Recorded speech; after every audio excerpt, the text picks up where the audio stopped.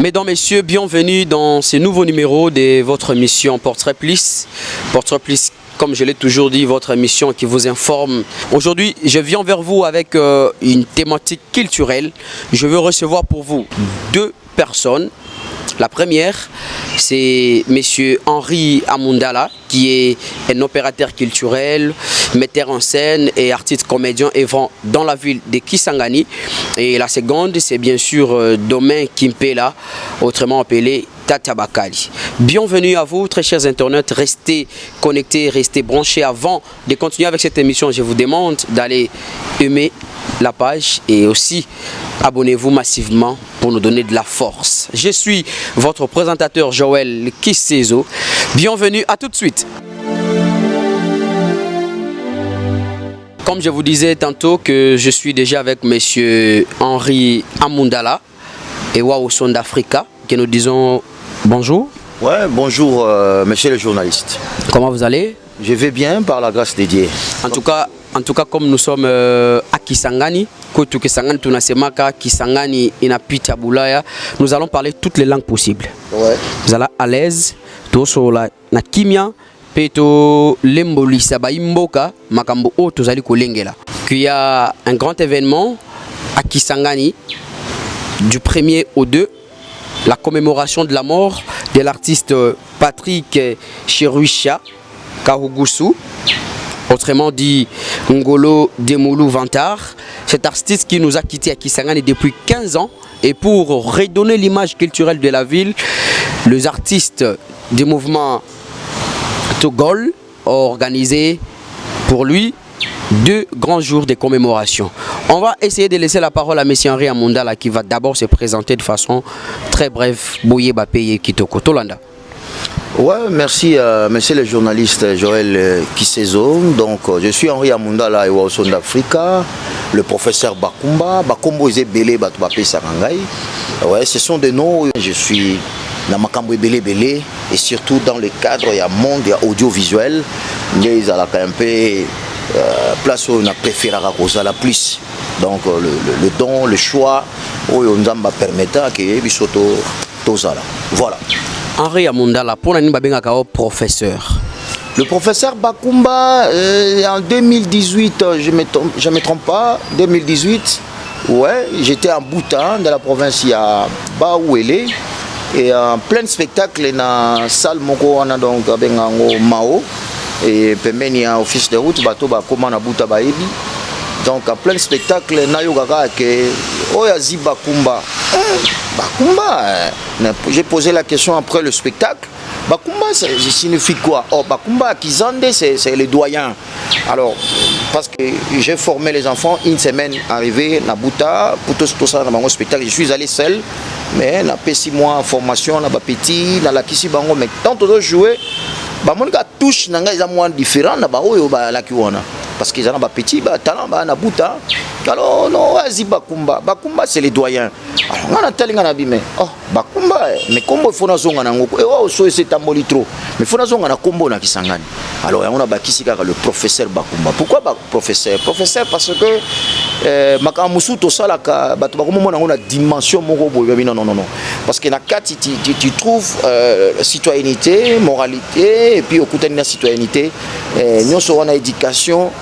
Yango balobité il y a Zali professeur ndaonatie professeur Bakumba lelo komaka Bakumba le prof molakisi oui na mérité aussi kozala molakisi 28 ans babenga pe soso local ozaka mutu ya awa kaka soso local wana batu ba comprendre te nga naza mutu oyo naza motivateur na tinaka batu na courage soso local ningo lobaka pondaise na soso local oyoka jamais abeli chotoka jamais oyoka ke soso local akufi pona mbula non mais pondaise batiela ka mwinda batiele loso wana batieli eton soso local batiela ka yete tango bazako bimisa na kitunga na 5 ezaka ka kekaliaka direta kei ezalo wa nyoka melaka miliki te yango siko na pesa ka batu courage ke soso local okoka akipaka place olala te tana nzete kana lupango alali na yoana akitiake mais pondaise il faut ka otela moi malili pondaise il faut tela moi moto ampoule soki biloko eza ya mabe il faut ba ko beta ye batonga batia bakisi na biloko na bango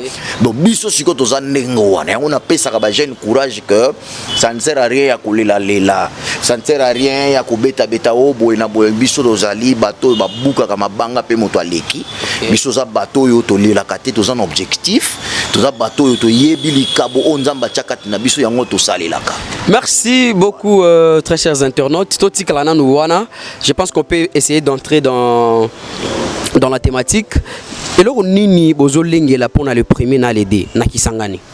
Ouais, Joël Kizezo makambo eza mwebele bana monde entier bazolanda émission oyo partout donc bozali monde entier ngayo yo Henri Amundala. Nazoloba toza kolengela 15 ans ya disparition ya Master na biso moninga. Donc je vous dirais même que le monsieur, j'ai commencé le théâtre le premier jour avec lui. Patrick alias Ngolo de Moulouvantar, PCH pour les intimes. Celui-là, c'est un ami à moi, ma ami d'enfance. Le grand frère, il y a Alech Kinglesh. Alors, celui-là, il est l'aîné de la famille. Tomandi et Sikamoko. Tobandi, il a 95. Sur Tobeti machine de 95 à 2023, il a 28 ans, les lots. Bon, Master Tika Bisso, Bissonio surtout au Bandaki Longo, et puis Tata Bakala qui rejoindre Bisso après. Parce que Bisso Tobandi, aussi ma formation, et pas y avait ma gloire, Taxems, Bolunda, aussi ma formation moins belé, Nabandeko, Tobanda qui travaille dans la monnerie des jeunes, Tobandi ba séance, il y a spectacle. Bien que talent mais niveau zaki moi muke. Alors c'est grâce à ma gloire Bolunda ndé a propulsé biso ba mosusu au travers radio télé Amani na ba émission les humours et ça la qui émission ya ma gloire émission naie créée par lui mais article la ki biso yango tango toyaki. Alors même les émissions on a commencé les humours avec Patrick Chiroussa avant et après que tu vas dire ça là-bas spectacle na ba venir parce que nous sommes des artistes to bimi na plateau Boyomo précisément na 5e avenue 6e avenue donc avenue Balé Wanande et Boti tous goal. Événement il y a le premier dans les deux. L'événement il y a le premier dans les deux ils allaient le premier toza na église à Norit na 6h à partir de 6h toza la wana to bengi batu nyoso tout ba comédien musicien ba mélomane batu nyoso bazaki ba invitation lokasa toza la na messe pour na kokanisa. Pourquoi la famille Chirus a prié là-bas, famille papa maman père son nom papa père Kinda maman d'Azali mais elle est aux États-Unis pour le moment et wana na église nde toza la biso nyoso après église tout droit directement na église na cimetière ya Makiso donc en face ya Batam. C'est de là que Makambunyo surtout et Kozala parce que mon pépé a roya ko bénir là où il y a les artistes et musiciens comédiens tout le monde ba Kozala wana pona ko zala longo na biso et d'ailleurs to sali moins fort il y a kozwa transport pona ko bimisa bango na église jusqu'au na cimetière Joël Kizezo. Je crois que yo pour Kozala wana des cimetières toye siko na espace bolongé et ska to kita ne fils que moi secret moi eloko moko muke et puis et les kinango mais le soir veillée mortuaire wana sur place to kanisi ndenge biso tous gol tozalaki l'origine il y a tous gol ezali nde tosgo tozoli wolobake oya ina moi 3 ko poloso oya ina likabwe pana bango er moko a chipe er moko oya ina mabiloko nini to sangisi biso tozalaki groupe mutuel des jeunes pour le changement MJC en sigle er wana eza assainissement ko bongsa ba balabala eza ya lelo te no yo ke ba yo na te za te ko la ba ya biso ya la kinchik er moko mo matanga er moko mo misala na cadre wana siko tango toye ko former siko mutuel des jeunes pour le changement OK nde siko yo toye ko pesa likane solobité to ko za la rapé to sala moi au ba théâtre et moi biloko manenga l'origine c'était ça Henri Amundala ba balanda kayo. Et oui, il est là encore et toujours. Obel olenge na lobaka, una lobaka nini na kolobaka kaka, olobaka nini ndenge ngai na lobaka. Ba mama batata bandeko lelolo ye lingomba ya tous gol bazali kolengela. Milulu monene ya kokanisa moko na bango atika na kombo ya Demoulouvantar Ngolo Patrick PCH pour les intimes. Yango na lingo benga na nuance cette fois-ci PCH pour les intimes. mokolo moi moko mokolo moi vendredi mobuko toyibale na tukumi bale na sanja boye tozali na yango ya liboa nde misa mokozala wana oye Kristo ya annualité na plateau boyoma simande na ngunga ya zomi nde to ya tango tokokenda wana olilita ngambo ya komimi na makiso kasi solo po ete kotika liboke ya mbe na bato nyonso bazali kokanisa pe komona moko bele ye moko te bazali obena japele bolima mwana cheko pe mosusu bimo finiko yepe azali moko azalaka na biso atika biso nde na pokwa na lokele balobi elela ya likolose to kulala wana na bolonge po totomela kawa to lia loso to chapa matonge na madesu yango madede soko bakotia makanjenje na kati to kuwela mingi bana balingaka makokoto nde ezalaka base ya loso lulenge esalaka kitoko kasi mokolo mwa poso mokolo mwa mibale ya sanja ya libwa koto ibali na tuku mibale na misato nde tokujala wana balanga njembo basekisi baoyo bakokota lola nde basekisi po njambe alibiete moto azali kosekisa sepelisi moto osepelisi njambe nyango tokokutana wana na balanga njembo biso nyonso tu pona nini tosepela tokanisa oyo atika biso ba mama batata bandeko kasi tango zo ya kuya loboko ya flambo ya kananga te lembisa pe mwa loboko pe banaya kosunga bandeko pona kokamba makambo ndenge tozali kosala nyango na lopesi liboke ya mbe na mama gouverneur ya etuka mama Madeleine Nikumba Sabangu na mutema kitoko bolamu oyo zali kosala pe na pesi na mboka tite tongo bapa ya bale ya zali interfédéral ya ACP Lingomba monene tolobi merci mokakoso Jean Malengela tolobi merci les jeunes entrepreneurs Joël Kisezoyo porter plus yango yo esika oyo sengeli pe ole kisaka maluba sur naturel topesi merci na musala kitoko oyo bosungi biso AJDDH botikali pesi matin mairie ya Kisangani tobosani binote tobosani pe ministère ya culture te po ete kitoko maison full business batiki biso te bazali longo na biso yango tolobi boyo masimama pe merci na porter plus et pas na Joël Kiseso ezali nini bango bazali koko fungula mulango balika peli usamoto asali likambo ya malamu betela yelo ba koloba merci pona moninga akenda liboso ya solo. Merci beaucoup Papa Henri Yamundala. Nous allons continuer notre émission à prendre les tout deuxièmes invités.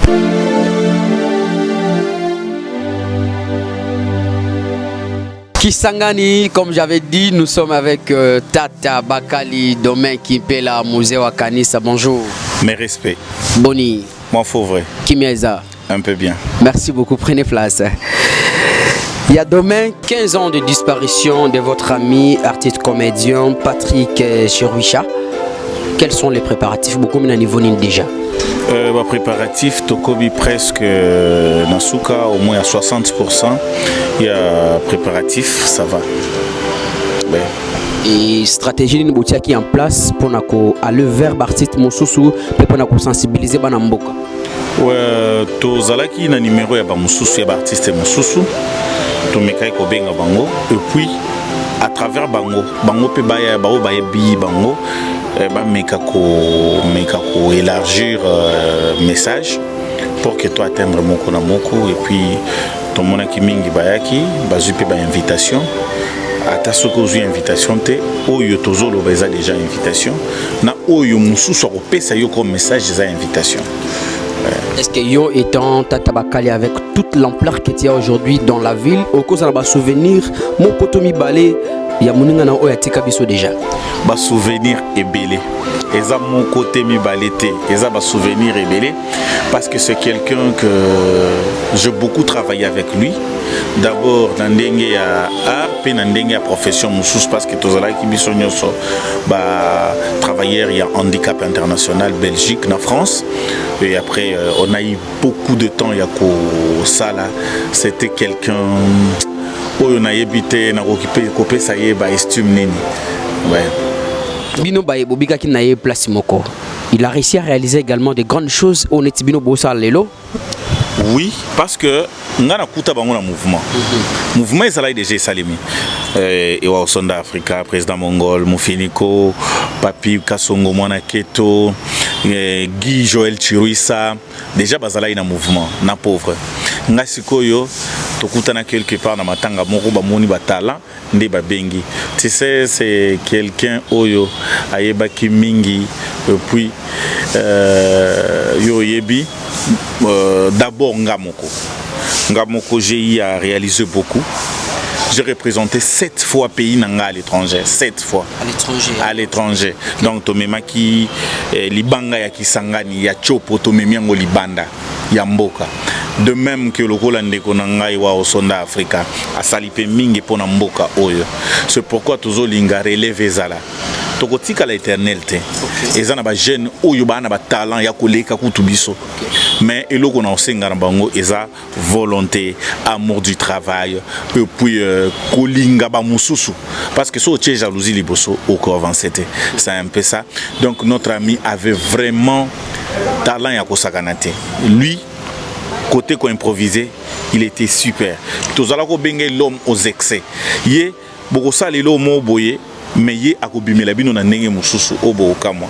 Patrick Azalaki na ba qualité ebele et puis scène na yesoka komi. Boko seka du début à la fin. Azalaki na na belle main et puis de Azalaki ko dessiner na ndenga j'étais. Donc oyé akosala lokola que non composition na yé ya scène. Scène wana boye ba que non et kozala somo du début à la fin et kozala na ta morte ya koseka. Donc trop bon, trop un superlatif.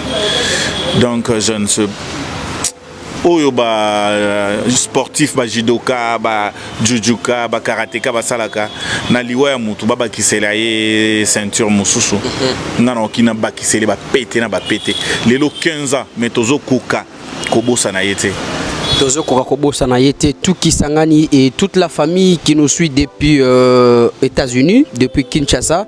Il y a également une délégation de la Belgique. Il y a aussi des amis qui sont partout au Congo. Vous soutenez la culture de la province de la Chopo, vous soutenez également et vous avez passé des moments inoubliables avec le pauvre. Nous vous disons merci. Ici, je reviens vers Tata Bakali pour que Apé Sabiso message nayo oyo pesa na bana mboka bana Kisangani bala na message oko pesa bangweza nini. Message na ngai na kosenga na baboyome ba ya ebele.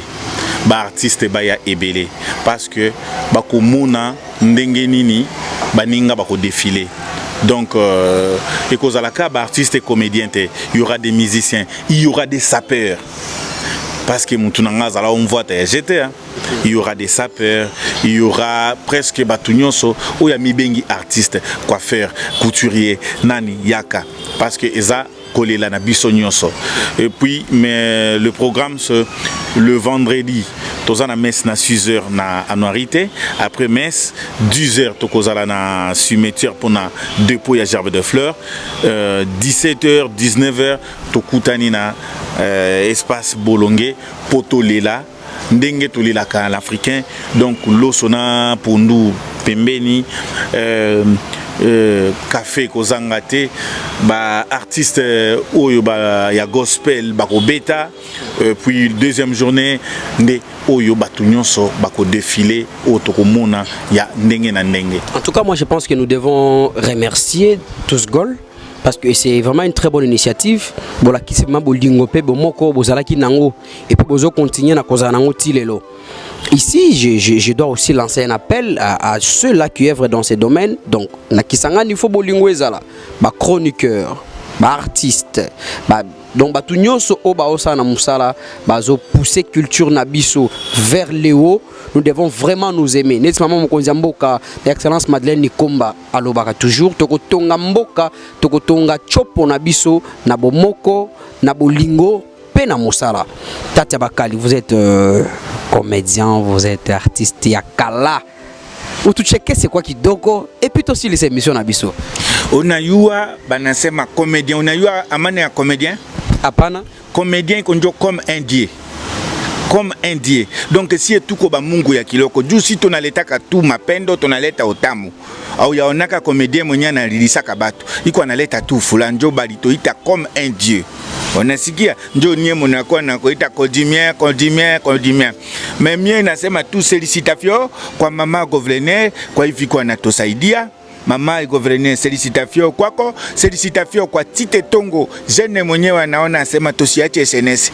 Tunaleta félicitations kwa Sir Naturel, yeye anasema atatosha mabashe kwa juu yetu na mabaji, akesanti sana. Tunasema félicitations kwa banduku bote sasa le triangle mwenye anatusaidia sasa, wewe peke kisezo les hommes ou mwenye akakamata mikolo, usiangalie urefu yake, meangalia urefu ya akili yake. Unakuya kusema félicitations kwa ule mtoto mimi namtaka Jutelando mucho mwenye kwa anakamata la kamera banamuita Ronis Lobanda. Tunasema félicitations kwa bato bote benye banatia famille Chiruisa, ba famille yote yenyewe inakuya kuleta contribution na kwa maneno hii yende mbele. Tunafurahi sana, nous sommes à la joie na totaleta bato balite témoignage. Unaona mwenye unayua asema uliishi na bale bato Bwana Cheko, Patrick Chiruisa, Mofiniko, okie kufanya témoignage. Ufanye témoignage yako na itakuwa kitu moja, itakuwa aussi fièrement comme maneno. Merci beaucoup Tuki Sangani. Je vous donne rendez-vous prochainement pour les autres numéros. Continuez à aimer notre page, mais également partager cette vidéo massivement à tout le monde. Merci.